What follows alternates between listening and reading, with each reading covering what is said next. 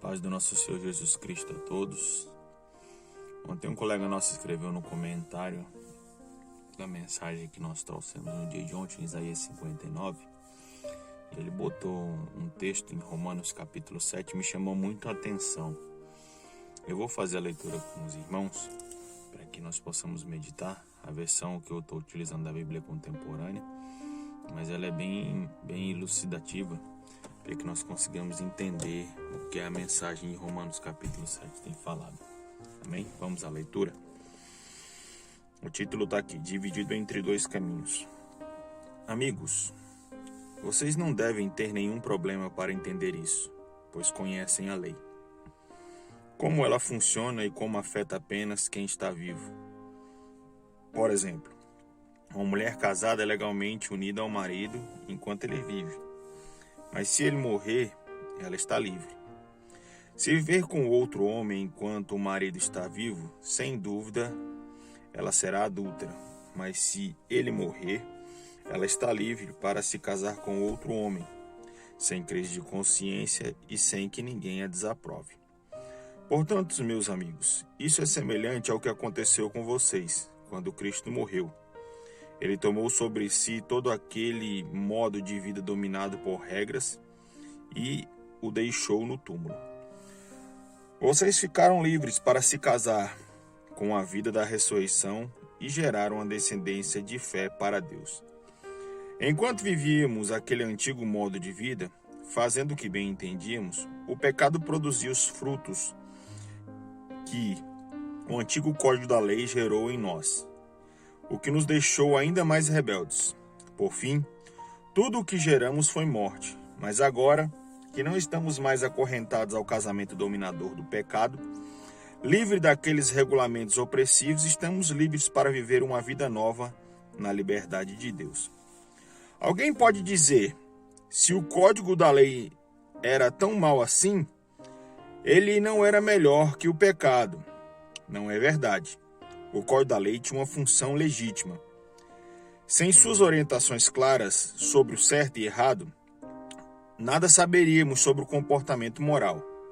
Sem um mandamento sucinto, não cobiçarás, eu teria considerado a cobiça uma virtude e arruinado a minha vida. Vocês não se lembram de como eram as coisas? Eu me lembro perfeitamente. O código da lei começou muito bem, mas acontece que o pecado encontrou uma maneira de perverter o mandamento, transformando-o em tentação e fazendo dele um fruto proibido. O código da lei, em vez de ser usado para me guiar, serviu para me seduzir. Sem a complexidade do código da lei, o pecado parecia sem atrativo, sem vida, e eu seguia meu caminho sem dar muita atenção a ele. Mas depois que o pecado pôs a mão no código da lei, se tornou chamativo. Fui enganado e caí. Os mesmos mandamentos que deveriam me guiar na vida, foi maliciosamente usado para me enganar, levando-me a um desvio. Desse modo, o pecado estava vivo e eu morto. Mas o código da lei em si é bom. É sabedoria da parte de Deus e cada mandamento é saudável e santo. Prosseguindo, já posso ouvir a próxima pergunta de vocês. Quer dizer então que não posso confiar no que é bom, isto é, na lei. Bem, o bem é tão perigoso quanto o mal? É claro que não. O pecado apenas fez aquilo que se tornou famoso, usar o bem como cobertura para me induzir a fazer o que no final iria me destruir. Ao ocultar o bom mandamento de Deus, o pecado provocou consciências negativas que jamais conseguiria causar por si só. Posso antecipar a resposta também. Sei que todos os mandamentos de Deus são espirituais, mas eu não sou. Essa não é também a sua experiência? Sim, estou cheio de mim mesmo, afinal, passei longo tempo no pecado da prisão, na prisão do pecado. O que não entendo a meu respeito é que decido uma coisa e faço outra, sendo levado a fazer absolutamente o que desprezo. Então, Se não consigo decidir o que é melhor para mim mesmo, fazê-lo é óbvio que o mandamento de Deus é necessário. Entretanto, preciso de algo mais, pois se conheço a lei, e mesmo assim não posso guardá-la, e se o poder do pecado dentro de mim insiste em sabotar as minhas melhores intenções, obviamente preciso de ajuda. Entendo que não posso cumpri-la, posso desejar, mas não posso fazer. Decido fazer o bem, mas de fato não o faço. Decido não fazer o mal, mas acabo fazendo. De um modo ou de outro, minhas decisões não resultam em ações. Algo está mais errado no meu interior e sempre tira o melhor de mim. Isso acontece tanto que já é previsível. No momento em que decido fazer o bem, o pecado está para me derrubar. É pura verdade que eu me alegro nos mandamentos de Deus, mas é óbvio que nem tudo em mim é festa.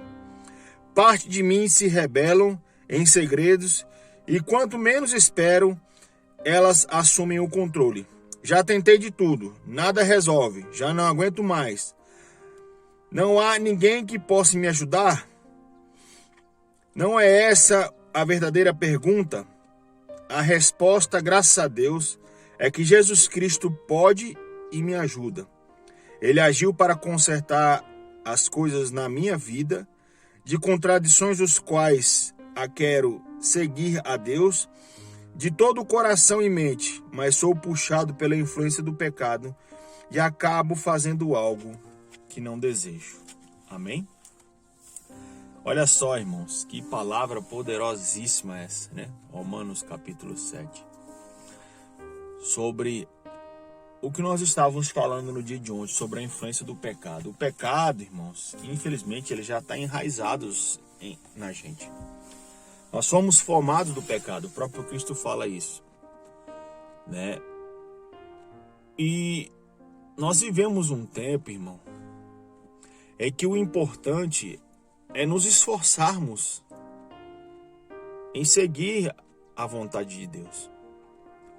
Nós vivemos um tempo, irmão, em que a maldade ela tá tão assim latente sobre o mundo que a gente já parou até de insistir em melhorar. Só que esse é um grande problema que nós enfrentamos, porque se nós pararmos, nos entregamos. E se a gente se entrega, não tem mais o que fazer. Tudo na vida, irmão, é luta, é busca, é renovo, é força, é vontade. E eu fico observando a igreja. Quando eu cito igreja, eu cito as pessoas. Nós temos tanta vontade de buscar as coisas desse mundo e nos esforçamos tanto que para as coisas de Deus a gente deixa de lado. Você já percebeu isso? Eu tenho coragem de levantar cedo para ir trabalhar, faço as minhas tarefas, cumpro as minhas obrigações, mas um pouco de tempo para a gente tirar para Deus a gente não consegue, que é orar, ler a palavra, jejuar, para que nós possamos nos fortalecer na fé, fazer a obra de Deus. Nós temos tempo para tudo e para todos, menos para Deus. E aí quando a gente vai ler a Bíblia, a gente está cansado. Quando a gente vai orar, a gente está cansado, já meio que dorme no joelho. Ou quando a gente vai orar, né? É bem complicado essas questões. E aí nós vemos Paulo justamente relatando sobre isso, que aquilo que ele quer fazer de bom, ele não faz. E aquilo que ele não quer fazer de mal, ele acaba fazendo. E não é porque a lei de Deus, os mandamentos, tudo aquilo que aconteceu na antiga aliança está errado. Mas o próprio Paulo escrevendo, olha, não está errado, ele é certo. Tudo aquilo que está escrito na antiga aliança está certo. Mas por si só o homem não dá conta, ele precisa de ajuda. E a ajuda se chama Jesus Cristo de Nazaré. A Bíblia fala que ele foi para o céu, mas deixou um consolador, quem nos ajuda, o Espírito Santo. Então, irmãos, o que nós precisamos fazer? E eu não vou ser muito longo nas minhas palavras. É voltar-se a Deus. Buscar força no Espírito Santo para que a gente consiga prosseguir nessa caminhada. Eu confesso para os irmãos que não é fácil, porque viver para Cristo, servir a Deus, é muito além dos desejos dos homens, porque nós achamos que servir a Deus, e a igreja vive essa mentira, é estar num culto, por exemplo. É estar em cima dos púlpitos pregando. É estar louvando nas igrejas. É estar, por exemplo, nas ruas fazendo os comícios, as carreatas aí, para conseguir trazer membros para a igreja, porque a grande propósito disso tudo é isso, não é evangelizar. A gente acha que fazer a obra de Deus é entregar um panfletinho. E na verdade fazer a obra de Deus está muito além dessas coisas. Isso aí pode dar abertura para que as pessoas comecem a conhecer a Jesus, mas isso não é fazer a obra de Deus. Fazer a obra do Senhor, irmãos, é muitas das vezes nós abdicarmos dos nossos interesses, da nossa zona de conforto, para ir em encontro às almas. Mas não em encontro às almas para que você consiga trazer membros para a sua igreja, ao contrário. É ir de encontro às almas para que você consiga levar o evangelho, trazer a palavra do Altíssimo. Quantas vezes você se dispôs a fazer isso?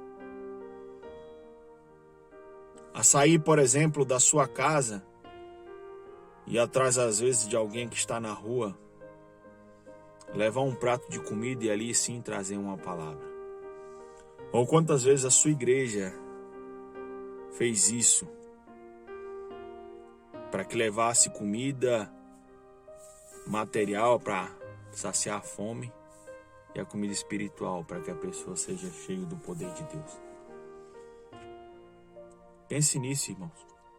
Fazer a obra de Deus está muito além da nossa própria vontade, dos interesses mesquinhos que muitos acham que isso é servir a Deus. Servir a Deus não está em cima dos púlpitos, irmãos. Servir a Deus não está